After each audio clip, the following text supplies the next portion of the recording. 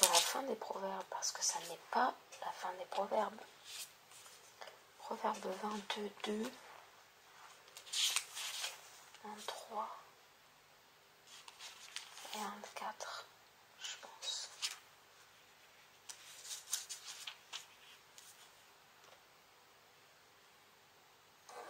Coulisseur allumé. Bon, ça tourne par contre. Il ne répond plus. Annulé. Tant pis.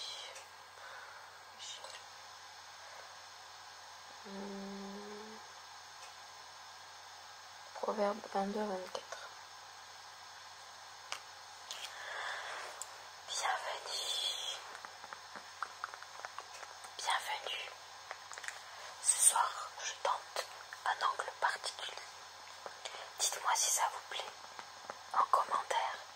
Désolé pour le petit bruit de machinerie qui risque d'y avoir. Mon ordi rame. Je viens de rafraîchir l'endroit où je stocke mes vidéos. Mon logiciel, et du coup ça fait ramer mon ordi. Donc j'attends qu'il arrête de ramer et je devais faire le montage. Du coup je vais continuer à filmer, mais désolé s'il y a ce bruit là. Voilà. Oui, il est grand temps, il me tarde vraiment d'avoir reçu des cadeaux de Noël, parce que normalement je vais recevoir de quoi mieux travailler, parce que là j'en peux plus. Et filmer et monter tous les jours et se rendre compte que ça prend des heures en plus, littéralement, alors que ça pourrait prendre 15 minutes. C'est vraiment lourd. Mais bon, c'est pas le sujet de cette vidéo. Priez pour moi en tout cas. On va lire ce soir les proverbes du chapitre 22 au chapitre 24.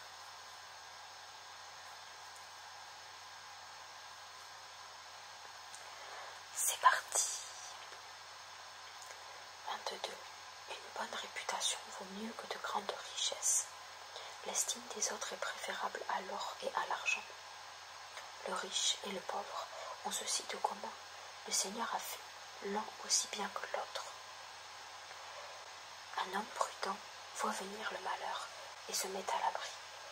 Les ignorants y donnent tête baissée et le péchèrent. L'homme humble se soumet au Seigneur. Il est récompensé par la prospérité, la considération et une longue vie. Une conduite tortueuse comporte tant d'épines et de pièges qu'il faut s'en écarter si l'on tient à sa vie. Donne de bonnes habitudes à l'enfant dès l'entrée de sa vie. Il les conservera jusque dans sa vieillesse. Le riche a les pauvres en son pouvoir. Ceux qui empruntent sont des esclaves de leurs créanciers. Qui sème l'injustice récolte le malheur, car son pouvoir de faire violence sera brisé. L'homme bienveillant sera béni parce qu'il partage sa nourriture avec l'indigent. Chasse les insolents et les disputes cesseront. Ce sera la fin des querelles et des propos méprisants. Celui qui aime les intentions pures et les paroles aimables gagne l'amitié du roi. Le Seigneur protège la vraie connaissance et il démasque les paroles des gens de mauvaise foi. Le paresseux déclare « Il y a un lion dehors, je pourrais être tué en pleine rue ». Les paroles séductrices des femmes infidèles constituent un piège redoutable où tombe celui que le Seigneur désapprouve.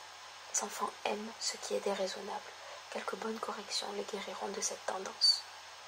Celui qui opprime un indigent lui procure finalement un avantage. Celui qui donne à un riche ne fait que s'appauvrir lui-même. Mise en garde diverses. Prête l'oreille et écoute les paroles des sages. Ouvre ton esprit à l'expérience que je te transmets. Tu seras heureux de les garder en mémoire et d'être toujours prêt à les citer. Je désire que tu places ta confiance dans le Seigneur. C'est pourquoi je vais te les faire connaître à toi aussi aujourd'hui même. J'ai écrit pour toi une trentaine de conseils et de réflexions. Je veux te donner des informations réellement dignes de confiance. Si quelqu'un t'envoie chercher la vérité, tu pourras ainsi lui communiquer des informations sûres. Ah, l'ordi s'est encore éteint. Ne profite pas de la faiblesse d'un indigent pour te dépouiller et n'accable pas au tribunal un homme sans défense. En effet, le Seigneur défendra leur cause et privera de la vie ceux qui les auront privés de tout. Ne te lie pas à quelqu'un d'irritable et fuis la compagnie de l'homme agressif.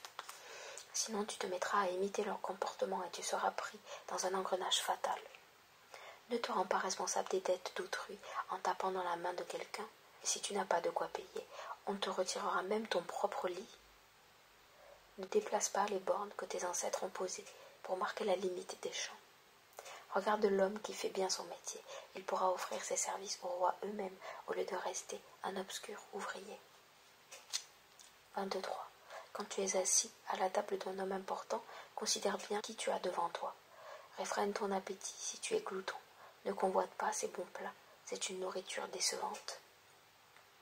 Ne te fatigue pas à courir après la richesse, cesse même d'y penser. L'argent disparaît avant qu'on ait eu le temps de bien le voir. On dirait qu'il se fabrique des ailes pour s'envoler au loin comme un aigle dans le ciel. Ne partage pas le repas d'un homme mal intentionné et ne convoite pas ses bons plats, car il ne pense pas ce qu'il dit.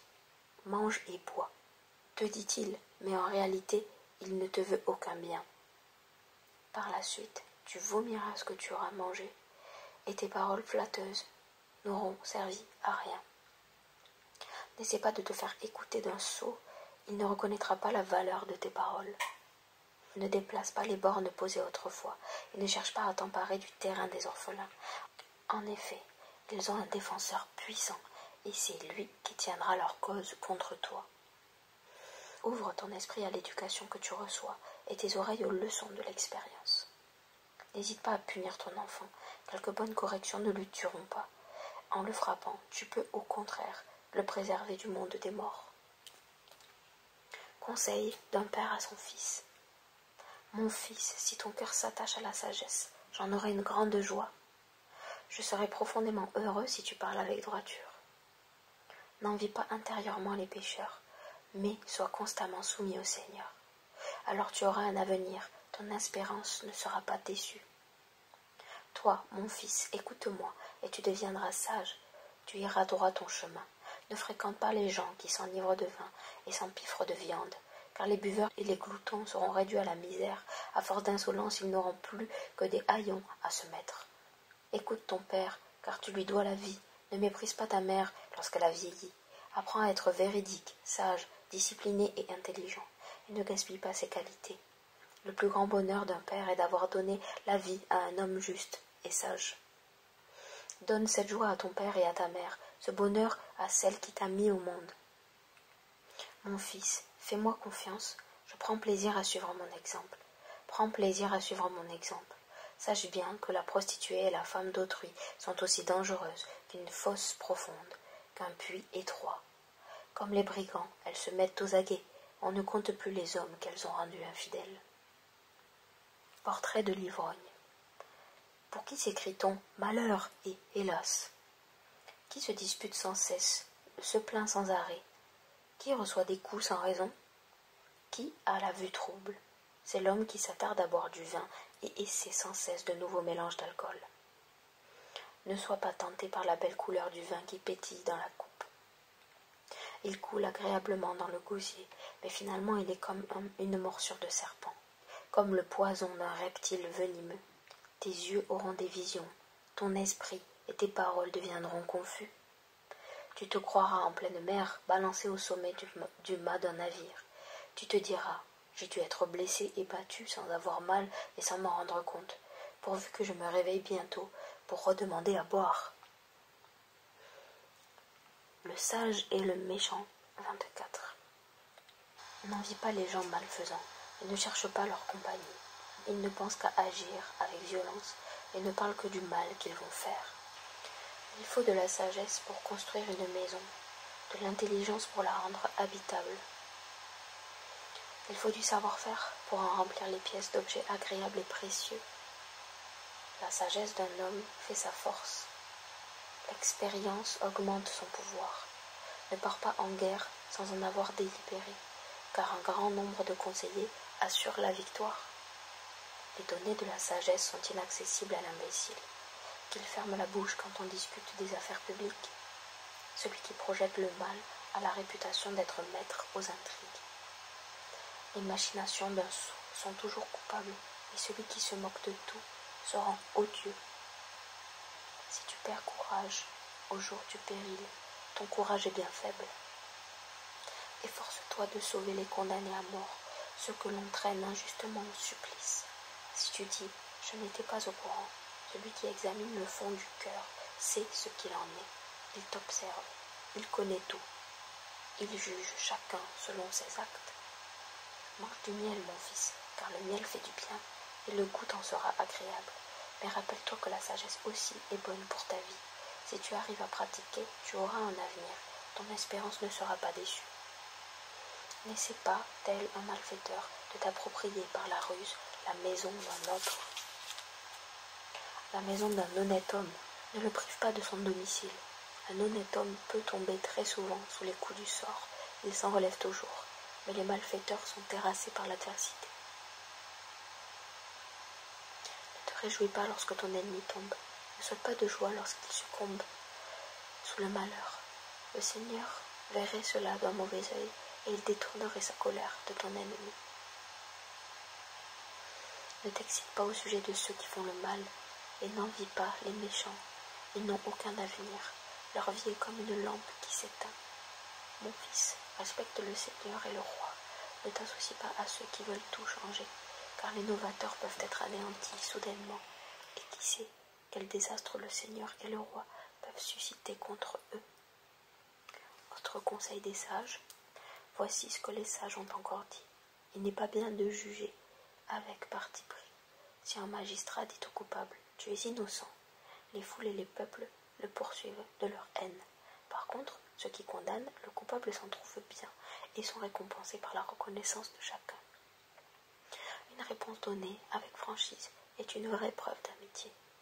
Envisage de bâtir une maison qu'après avoir terminé les travaux au dehors et préparé tes champs pour la récolte. N'accuse pas ton voisin sans motif. Voudrais-tu proférer un tel mensonge? Ne dis pas « j'agirai avec lui comme il agit avec moi, je lui rendrai la monnaie de sa pièce ». Portrait du paresseux. Un jour je suis passé près du champ et de la vigne d'un homme paresseux, à la tête vide. Les ronces et les mauvaises herbes passaient partout, le mur de clôture était écroulé. J'ai réfléchi à ce que j'avais vu et j'en ai tiré la leçon. Tu dors un peu, tu t'assoupis un petit moment, tu restes étendu en te croisant les bras. Pendant ce temps, la pauvreté arrive sur toi comme un rôdeur, la misère te surprend comme un pillard. Voilà pour cette leçon de sagesse nouvelle, les chapitres 22 à 24, du livre de la sagesse. Mercredi, nous lirons une autre partie. À nouveau, nous terminerons. Mercredi, nous lirons autre chose que le livre de la sagesse. Vous découvrirez ça mercredi, comme moi d'ailleurs. Reposez-vous bien, détendez-vous bien. J'espère que cette lecture vous a plu, je le crois du moins. Restez richement bénis. Si vous voulez d'autres lectures, n'hésitez pas à aller consulter la playlist des lectures bibliques. Et si vous souhaitez juste de l'ASMR, allez voir les séries ASMR pure ou bien la saison 2 l'avant, puisqu'on est dans cette saison. On se retrouve